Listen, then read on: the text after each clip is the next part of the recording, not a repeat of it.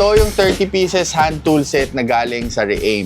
Hindi ko lang sure kung pwedeng pangbugbugan to dahil wala pang 1,000.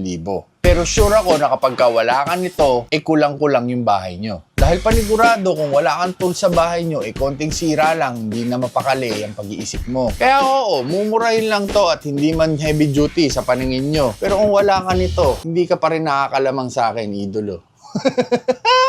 Pero hindi to masisira kagad. Yun, sure ako. Meron na siyang long nose pliers, pambalat, soldering set, yabe, Allen wrench, electrical testers, cardboard cutter, metro, electrical tape, samot-saring screwdriver na iba-iba pala ang pangalan yan sa totoong buhay. Hindi ko na lang alam talaga kung ano-ano sila. Flashlight. Kaya yung mga wala pang tools sa bahay dyan, perfect na to para sa inyo. Kaya whether handyman, small repairs, or destroy it yourself, papasa na rin naman ito. Huwag ka lang aasa na sobrang heavy duty to na pwede mong gamitin pang construction araw-araw. Papasa lang to sa construction kung ghost project yung ginagawa mo.